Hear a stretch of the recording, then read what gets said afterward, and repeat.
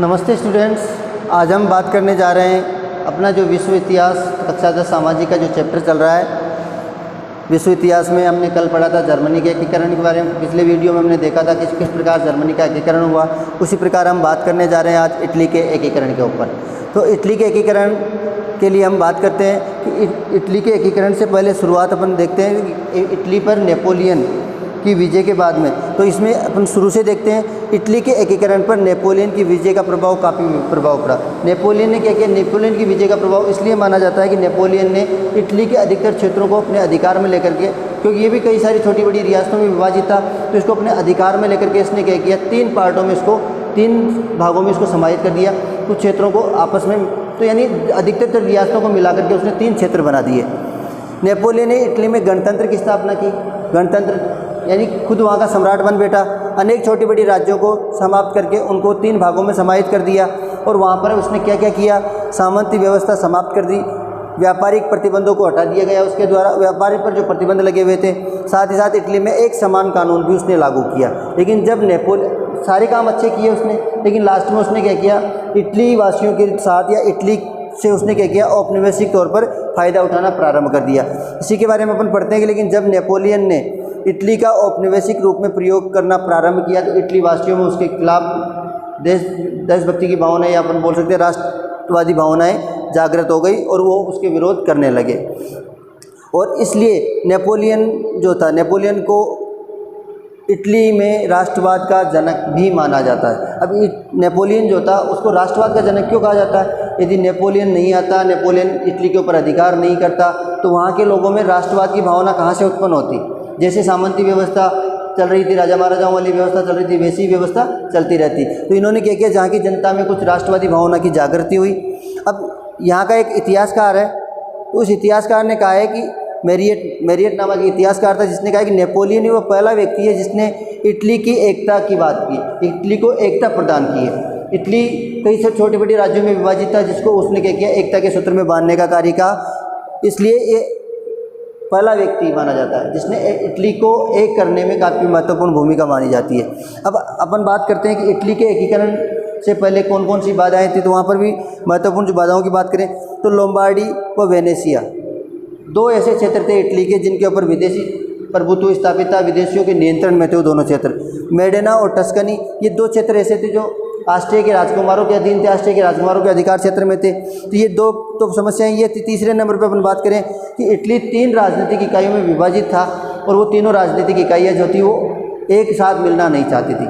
Napoleon ने बहुत सारी छोटे बड़े राज्यों को मिलाकर 3 राजनीतिक इकाइयाँ स्थापित की थी। वो तीनों राजनीतिक इकाइयाँ आज वर्तमान में जैसी है वैसी रहना चाहती है, वो आपस में मिलना नहीं चाहती थी। तो ये भी एक बाधा बनी हुई थी इटली। उसके बाद में अगर चौथे नंबर की बात करें तो इटली का सामंतवादी और कुलीन वर्ग।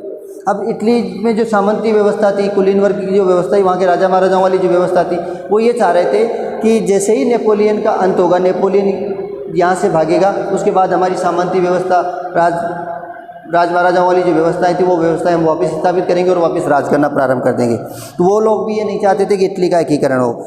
इटली में राष्ट्रीय जागरूकता की भावना अभी पूर्ण रूप से जागृत नहीं हुई थी। सभी राज्य अलग अलग परंपरा और रीति रिवाजों में, सभी राज्यों के अंतर्गत अलग अलग परंपराएं थी, अलग अलग समुदाय के लोग, अलग अलग रीति रिवाजों वाले लोग रहते थे, तो वो एक दूसरे के साथ नहीं आना चाहते थे। तो ये भी एक बड़ी समस्या बनी हुई थी। अब सबसे बड़ी महत्वपूर्ण जो समस्या है वो है कि एकीकरण तो किया जाए इटली का, लेकिन एकीकरण के लिए वहाँ के जो विचारक थे, वहाँ के जो बड़े बड़े जो व्यक्ति थे, वो इसका विरोध कर रहे। विरोध किस प्रकार से? कुछ विचारक तो उसको गणतंत्रात्मक व्यवस्था में, कुछ ऐसे थे जो उसको स्वतंत्रात्मक व्यवस्था से देख रहे थे। लेकिन वहाँ का जो शासक था पोप, रोम का जो शासक था पोप, और कुछ उसके साथ में लगे हुए जो व्यक्ति थे वो चाहते थे राजतंत्रात्मक व्यवस्था। तो इस प्रकार उनकी जो विचारधाराएं थी वो अलग अलग थी। यानी एक तो क्या चाह रहा था, वहाँ का जो शासक रोम का जो शासक पोप था, वो पोप चाह रहा था कि सब पूरे जर्मनी के जो राज्यों का संघ है वो एक संघ बनाकर वो सारे के सारे मेरे नियंत्रण में आ जाए। जबकि मेजिनी जैसे व्यक्ति जो थे वो ये चाह रहे थे कि इसको स्वतंत्र राज्य, स्वतंत्र देश के रूप में इसकी स्थापना की जाए। तो ये सबसे बड़ी समस्याएं थी। मेजिनी और गैरीबोल्ड गणराज्य के रूप में स्थापित करना चाहते थे, जबकि वहाँ का जियोवर्टी नामक एक व्यक्ति और पोप सभी राज्यों को अपने अधीन करना चाहता था। ये सबसे बड़ी बाधाएं थी, 6 महत्वपूर्ण बाधाएं। अब उसके बाद में अपन बात करते हैं कि इटली के एकीकरण में सहायक संगठनों के बारे में। इटली के एकीकरण में कौन कौन से ऐसे संगठन थे जिन्होंने इटली को एक करने में काफ़ी महत्वपूर्ण भूमिका निभाई। तो इटली में सबसे पहले 1810 में एक संगठन की स्थापना की गई जिसका नाम क्या था, कार्बोनरी। और ये एक गुप्त संगठन था, इसका कोई नेतृत्व करने वाला व्यक्ति नहीं था, सारे के सारे समुदाय के व्यक्ति इसके सदस्य थे। और इनका एकमात्र उद्देश्य क्या था, विदेशियों को यहाँ से बाहर खदेड़ना, ये इनका मुख्य उद्देश्य था। लेकिन इसका सबसे बड़ी समस्या क्या हुई, ये असफल क्यों रहा। असफल होने का इसका सबसे बड़ा महत्वपूर्ण कारण था कि इनके पास एक तो कोई नेतृत्व करने वाला व्यक्ति नहीं था, क्योंकि सारे सदस्य जरूर थे लेकिन प्रभावी नियंत्रण या नेतृत्व करने वाला कोई व्यक्ति नहीं था। और एक निश्चित उद्देश्य इनके पास नहीं था। इनका उद्देश्य था कि हमें विदेशियों को बाहर खदेड़ना है, लेकिन विदेशियों को बाहर खदेड़ने के बाद आप अपने देश की शासन व्यवस्था को किस विचारधारा के तहत संचालित करोगे, ऐसी कोई विचारधारा इन्होंने नहीं। तो इस कारण से क्या हो गया, कार्बोनरी जो संस्था थी ये असफल हो गई। इसकी स्थापना कब हुई थी, 1810 में। उसके बाद में दूसरे नंबर की बात की जाए कि यंग इटली की स्थापना हुई। तो यंग इटली की स्थापना किसने की, मैजिनी के द्वारा यंग इटली की स्थापना की गई। तो मैजिनी ने क्या किया था, इटली के युवाओं को मिलाकर के एक संघ की स्थापना की थी। और ये संघ जो बनाया था उससे वो समाज में क्रांति लाना चाहता था और उस क्षेत्र का जो नेतृत्व है वो युवाओं के हाथों में रहेगा, तभी जाकर के ये एकीकरण संभव होगा, ये उसका मानना भी था। और इस संगठन की 3 महत्वपूर्ण विचारधाराएं आप कह सकते हैं, 3 महत्वपूर्ण उनके द्वारा कही हुई बातें कह सकते हैं। तो 3 बातें कौन कौन सी थी, सबसे पहले तो परमात्मा पर विश्वास करो, सभी भाइयों को एक साथ मिलाओ, दूसरी और तीसरी बात है कि अपने इटली को मुक्त कराओ। परमात्मा पर विश्वास, सभी भाइयों को एक करना और इटली को मुक्त कराना, ये 3 महत्वपूर्ण उनके नारे थे।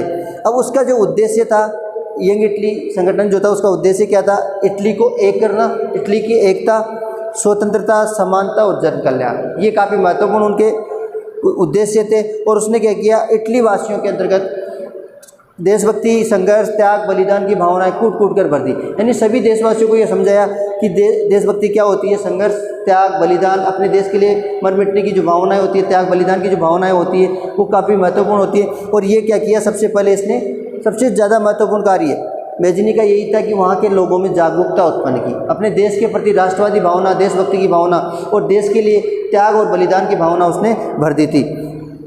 मैजिनी ने जो इटली की जनता थी उस इटली की जनता से एक आह्वान किया। एक आह्वान का मतलब क्या होता है, एक उसने बात कही और उस बात के माध्यम से उसने ये संदेश पहुँचाना चाहा जनता पर कि हमें क्या करना है, संयुक्त इटली के आदर्श को अपनाना है। यानी हमारा एकमात्र उद्देश्य इटली को एक करना, इटली की एकता, उसके अलावा हमें किसी और चीज़ के पीछे नहीं भागना है। ये उसकी महत्वपूर्ण बात थी, उसका आह्वान था इटली की जनता से।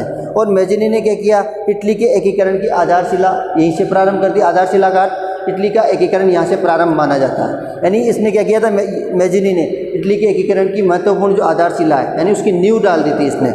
उसके बाद में दूसरे नंबर पर अपन बात करें, काउंट कैमिलो यानी डी काउर नामक एक व्यक्ति था। उसने क्या महत्वपूर्ण भूमिका, जिस प्रकार से बिस्मार्क की भूमिका पढ़ते उसी प्रकार ये डी काउर था। इसके बारे में, अब डी काउर कौन था, इसने क्या महत्वपूर्ण ऐसे कार्य किए, तो डी काउर का जन्म 1810 में ट्यूरिन नामक स्थान पर एक कुलीन परिवार में हुआ था। और इसने सबसे पहले क्या किया, सैनिक शिक्षा प्राप्त की। सैनिक शिक्षा प्राप्त करके इसने क्या किया, सैनिकों में इंजीनियर की नौकरी भी इसने प्रारंभ कर दी। पर सबसे पहले सैनिक शिक्षा प्राप्त की और सैनिक शिक्षा प्राप्त करके इसने इंजीनियरिंग की नौकरी प्राप्त कर ली। और इंजीनियरिंग की नौकरी प्राप्त करने के बाद में इसने क्या किया, इंग्लैंड की यात्रा की। और इस इंग्लैंड की यात्रा के दौरान इसने वहाँ की संसदीय प्रणाली के बारे में काफ़ी अध्ययन किया। अब इस अध्ययन करने के बाद में इसको ये लगा कि अपने देश के अंदर भी क्या होना चाहिए, एक संसदीय प्रणाली के तहत ही अपने राज्य की, अपने देश की स्थापना की जाए, वहाँ पर भी ऐसी शासन व्यवस्था संचालित की जाए। तो इसने इंग्लैंड यात्रा के दौरान ये जाना कि संसदीय प्रणाली क्या होती है, उसके बारे में काफ़ी अध्ययन किया इसने। उसका मानना ये भी था, एक बात ये भी मानते, क्योंकि जैसे जिस बिस्मार्क ने पहले पता किया था कि अपने क्षेत्र को या जर्मनी के एकीकरण में जो बाधाएं थी उन बाधाओं को किस प्रकार दूर किया जा सकता है, उसी प्रकार डी काउर ने भी क्या सोचा कि यहाँ पर जो इटली को एक करने में हमारे सामने जो समस्याएं हैं उन समस्याओं को हम किस प्रकार से दूर कर सकते हैं। तो उसके दिमाग में विचार आया कि उसका मानना ये भी हो गया कि इटली जो था पिडमांट के नेतृत्व में ही एक हो सकता है। जैसे कि वहाँ पर हम बात करते हैं कि प्रसा के नेतृत्व के बिना, क्यों प्रसा एक शक्तिशाली राज्य था, तो यहाँ पर जो पिडमांट जो था वो पिडमांट एक शक्तिशाली राज्य था, उसके नेतृत्व में ही इटली को एकता के सूत्र में अपन बांध सकते हैं। और ये भी वो जानता था, लेकिन इटली के क्षेत्रों पर जिन विदेशियों का अधिकार, उन विदेशियों को हम बिना किसी विदेशी की सहायता के यानी अपने बल पर हम उनको यहाँ से नहीं खदेड़ सकते और किसी न किसी रूप में उसको अन्य विदेशियों की सहायता लेने के लिए वो कोशिश करने लगा कि विदेशियों की सहायता के माध्यम से हम क्या कर सकते हैं, इन विदेश अपने देश से विदेशियों को भगा सकते हैं। और इसके लिए उसने प्रयास करना प्रारंभ कर दिया। और उसने प्रयास के अंतर्गत उसने कि ये मानकर चला कि पिडमांट और सार्डिनिया एकीकरण के का ही समर्थक है। पिडमांट और सार्डिनिया 2 ऐसे राज्य थे जो संपूर्ण इटली का एकीकरण चाहते थे और उनके नेतृत्व में ये एकीकरण पूरा हो सकता है। और उसके ऊपर उसने कार्य करना प्रारंभ कर दिया। उसी दौरान अपन बात करें कि ये पिडमांट जो है, उस पिडमांट का जो शासक था, उस शासक ने क्या किया, काउंट कैमिलो को जिस प्रकार से बिस्मार्क को प्रधानमंत्री नियुक्त किया था, वहाँ पर भी जो काउंट कैमिलो ने डी काउर को उसने क्या कर दिया, प्रधानमंत्री। कब बनाया इसको? 1852 में।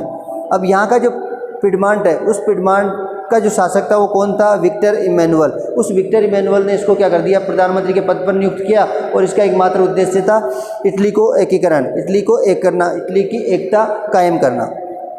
अब इसको ये भी पता था कि सबसे बड़ा बाधक इटली के एकीकरण में ऑस्ट्रिया है। तो ऑस्ट्रिया को हम बिना विदेशी सहायता के यहाँ से नहीं खदेड़ सकते, यहाँ से नहीं भगा सकते। और इस कारण से उसने क्या किया, इस जो इटली का जो प्रश्न है, ऑस्ट्रिया इटली के कुछ क्षेत्रों के ऊपर अधिकार कर रखा है, तो इस प्रश्न को, इस विषय को ये अंतर्राष्ट्रीय स्तर पर फैलाना चाहता था। अंतर्राष्ट्रीय स्तर पर फैलाने से हमारा अभिप्राय ये होता है कि जिस प्रकार से भारत और पाकिस्तान का मुद्दा चल रहा है, तो भारत पाकिस्तान के मुद्दे को हमारे देश के प्रधानमंत्री ने क्या किया, अंतर्राष्ट्रीय पटल पर रखा कि साहब आए दिन हमारे ऊपर पाकिस्तान वाले क्या करते हैं, सीज फायर उल्लंघन करते हैं, आए दिन गोलियां बरसाते हैं और इससे हमारे निर्दोष व्यक्ति मारे जाते हैं। इस प्रकार से जब पाकिस्तान की जो सच्चाई थी, उस सच्चाई को विश्व मंच पर, तो पाकिस्तान का साथ देने के लिए कोई भी व्यक्ति सामने नहीं आया। तो उसी प्रकार यहाँ पर भी इस डी काउर का मानना था कि हम इस अपने जर्मनी के प्रश्न का अंतर्राष्ट्रीयकरण करेंगे तो उन लोगों को ऑस्ट्रिया के बारे में पता लगेगा कि ऑस्ट्रिया किस प्रकार से इटली के नागरिकों, निर्दोष नागरिकों पर अत्याचार कर रहा है, वहाँ पर किस प्रकार राज कर रहा है। तो उसके बाद में हम ऑस्ट्रिया को हम यहाँ से पराजित कर सकते हैं। तो उसने उसके लिए प्रयास करने में, तो वह इटली का अंतर्राष्ट्रीयकरण करना चाहता था ताकि अन्य देशों की सहानुभूति उसको मिल सके। और उस समय 2 महत्वपूर्ण शक्तिशाली, यूरोप में 2 शक्तिशाली राज्य थे, एक तो था फ्रांस और दूसरा था इंग्लैंड। अब फ्रांस और इंग्लैंड से वो सहायता चाहता था। डी काउर फ्रांस इंग्लैंड की सहायता से ऑस्ट्रिया को वहाँ से खदेड़ना चाहता था। लेकिन जब वो इंग्लैंड के पास पहुँचा तो इंग्लैंड से जब ये बातचीत की तो इंग्लैंड ने कहा कि हम किसी भी यूरोपियन राज्य के मध्य किसी भी रूप में हम सामने नहीं आएंगे। हमने एक ऐसा कानून बनाया, हम एक ऐसी नीति बनाई है कि किसी भी यूरोपियन राज्यों के बीच में हम हस्तक्षेप नहीं करेंगे। अब यूरोपियन राज्यों के मध्य हस्तक्षेप नहीं करने से अभिप्राय है कि वो किसी की सहायता नहीं करना चाहता था। अब इसके पास ऑप्शन बचता है केवल फ्रांस का। तो फ्रांस के लिए इसने क्या किया, जब फ्रांस का उसके पास में जो क्रीमिया नामक जो क्षेत्र था उसके साथ युद्ध की स्थिति थी, तो उस दौरान इसने क्या किया, अपने सैनिक फ्रांस की सहायता के लिए भेजे, जिससे क्या हुआ, फ्रांस इससे काफ़ी प्रभावित हुआ और उसके प्रति सहानुभूति रखने लगा। और उसी को आगे बढ़ाते हुए अपन बात करते हैं कि फ्रांस का शासक इटली के एकीकरण पर सहानुभूति रखता था। काउर ने कीमे की मदद के लिए जब सेना भेजकर उसकी सहायता की तो उसने क्या किया, पेरिस सम्मेलन में काउर को इसका लाभ मिल गया। जब पेरिस में वही अंतर्राष्ट्रीय मंच की एक मीटिंग हुई, एक आयोजन हुआ, उस आयोजन में कहाँ पे हुआ, पेरिस में। और उस पेरिस सम्मेलन के अंतर्गत डी काउर को जो उसने सहायता की थी फ्रांस की, उस सहायता का एक लाभ भी इनको ये मिल गया कि इसने अपने, जब विश्व मंच पर ये पहुंचा, इसको बुलाया गया तो इसने कहा कि साहब हमारी सब सारी समस्याओं की जो जड़ है वो है ऑस्ट्रिया, और ऑस्ट्रिया हमारे लोगों के इस प्रकार की इनकी निर्दयता से वहाँ पर इनके ऊपर अत्याचार करता है, वो औपनिवेशिक तौर पर हमारा शोषण कर रहा है और इन सब के लिए ऑस्ट्रिया जिम्मेदार है। तो इस बात को विश्व मंच पर सभी ने स्वीकार किया और ऑस्ट्रिया को इसके लिए दोषी मान करके इस प्रकार डी काउर ने क्या किया, ऑस्ट्रिया को अपने यहाँ से, अपने क्षेत्र से, हालांकि उसने भगाया तो नहीं, लेकिन अब भगाने के बराबर, क्योंकि उसकी सहायता के लिए कोई भी नहीं आएगा, कोई भी क्षेत्र उसकी सहायता प्रदान नहीं करेगा। जबकि डी काउर की सहायता के लिए सभी सहानुभूति रखने लगे और विश्व मंच पर इस ऑस्ट्रिया को उसने क्या कर दिया, अलग थलग कर दिया। सभी से उसकी मित्रता जो थी, जिनसे मित्र थे उनसे भी उनकी दूरियां बढ़ा दी उसने। और इस प्रकार उसने एक नैतिक विजय प्राप्त कर ली ऑस्ट्रिया के ऊपर, उसने नैतिक विजय प्राप्त कर ली कि उसको ऑस्ट्रिया बड़े मंच के ऊपर स्थापित कर दिया। तो ऑस्ट्रिया, इसके बारे में अपन अब यंग इटली, कार्बोनरी और काउंट कैमिलो के बाद में कुछ महत्वपूर्ण और संगठन हैं जिनके बारे में हम नेक्स्ट वीडियो में चर्चा करेंगे, क्योंकि अभी तो हमारा इटली का एकीकरण काफ़ी बाकी है। तो इटली का एकीकरण अपना नेक्स्ट वीडियो जो है उसके अंतर्गत कंप्लीट हो जाएगा। नमस्कार।